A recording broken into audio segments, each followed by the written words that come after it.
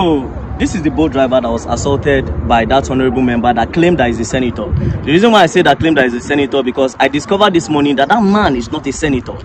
So this is the guy that I assaulted. Now, we have seen the video, we saw all what transpired, we saw the horrible things he said to you, we heard him call you monkey, rats, all the derogatory things he said to you.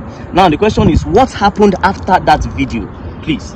Okay, so after the video, he called some police officers. I don't know the division they were assigned to. Okay. And then they bundled me to the station. I wanted to drive the car. They said no, I should not drive. Okay. So two sat beside me, and I was in their middle. Okay. And then they drove me down to the station. Okay. When they drove me down to the station, they said I should go inside. As I had calls, they didn't allow me to take my calls. Okay. So they were not asking what happened. They didn't ask me. They were asking people that were not there, the police officers. And then the police officer quickly said, I went to Honorable's house and I was fighting the Honorable. I kept mute. Did you show them the video? I have not shown anybody the video as at that time. Okay. They've not even the security person that came to bear witness as at that time have not seen the video. Okay. As at that time. Okay. So they now referred us to crime, that we should go to crime. So we went to crime. The man was not asking what happened. As I was explaining, initially I didn't explain.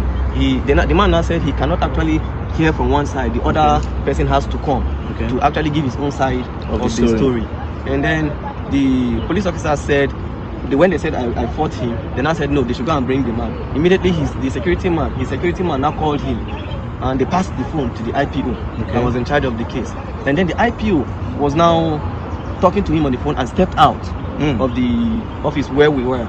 And after some time he came back and said he wants to go and do investigation at the Honorable's house. Okay, the IPO left you at the station and said he wants to go. Which station was this? Metama police station. Okay, so it happened within Metama. It happened within Metama. Okay, so the IPO left you at the station and went to the Honorable's house. Okay. And then after they kept me there for over 2 hours. I was behind. I was at the counter. I was not detained though. They kept you behind the counter. They kept me behind the counter.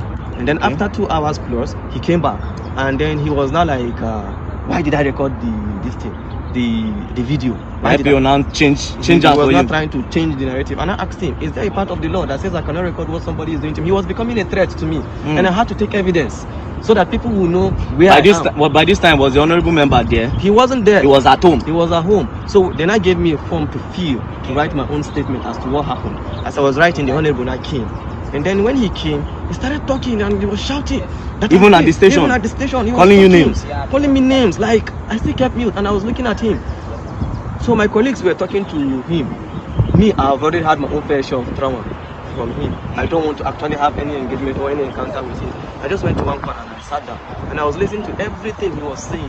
All the names he was calling me. You common boat driver, you're a poor man, you have pride in your poor, you have this, you have that. I kept mute. I said, so the problem you have now is a poor man cannot speak, that I'm in Nigeria and I shouldn't be treated as a foreigner in this country, as I'm from Delta State, and I cannot be treated, I cannot have you treat me like a foreigner in my own Now, when did you leave the station? I left the station at about, I think some minutes to 3 or so. Where's your car?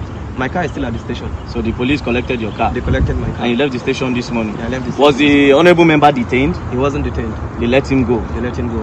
That's really, really sad. Now, I want to ask you a question. The woman that sent you that message, do you know her name? I didn't know her name per se. Do you know her business name? I don't know her business name. It was a request. But I think I checked from my boat app. I think the last request that came in when I tried calling from the app, it was, I think, Gloria. Gloria? Yeah. Because she said something in that video. She said something like, and do you know who he is? She was also supporting him. That's why I'm asking you that if you know who she is. Now, what did you go and deliver to him? What even really happened? Just give me a brief summary of what happened before that video. Okay, before the video, I actually got a request on boat. Okay. Right? I was closing already because I needed to resume work this morning at 8:30. Okay. So I was closing at 9:10. I said, let me just quickly go home so that I can have enough rest. So I got this request to Metama. I felt it was a normal request. And then she told me no, that it's not a request, that I'm picking something up from a garden.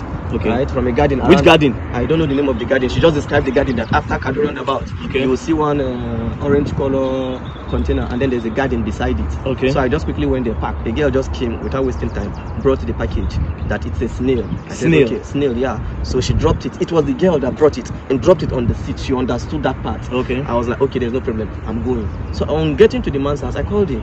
Okay, I'm at your gate. He now said, okay, I should give it to the security man. They gave it to the security man. The security man explained where the house address is. So I drove down to the house. On approaching, I called the man again. I said, Oga, I'm here. He now said, I'm not here. That if you are here, I will see you. So I drove. He now said I should park beside one car. When I parked beside the car, I saw him, but I didn't know he was the one. So I saw him seated few meters away from my car. So I greeted, good evening, sir. He didn't respond.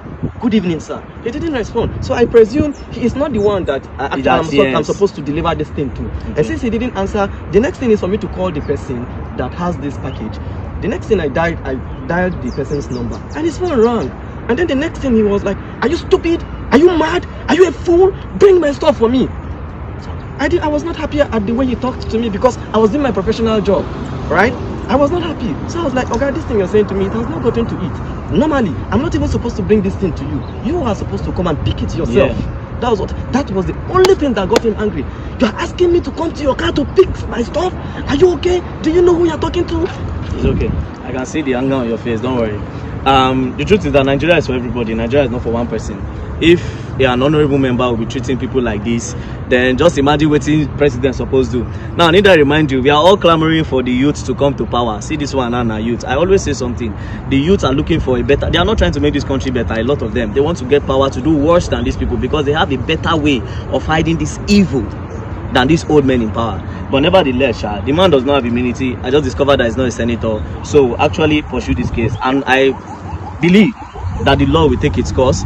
We'll go to... I've heard a lot of things about Maitama police station, which I'm not going to say. But I believe in the new commissioner of police that have been moved here. Commissioner of police Disu. So this case will be reported to him directly. And I believe that the law will take its course. So don't worry. You said you're not feeling well. I'm not feeling well. He hit me on my chest severally. He was just hitting me on my chest. And I stayed mute. I was looking at him. So when he was becoming much of a threat to me, initially I did not record because I didn't go there with intention of fighting. If I went there with another motive, I would start recording from the very beginning.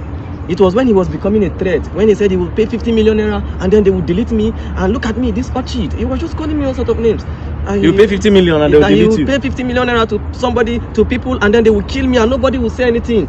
And when I noticed he was actually, this thing is becoming what I never expected, I quickly brought out my phone and you recorded. And I started recording. Don't worry, we'll go and write a petition and we'll take it up. Oh, Allah, more they go. So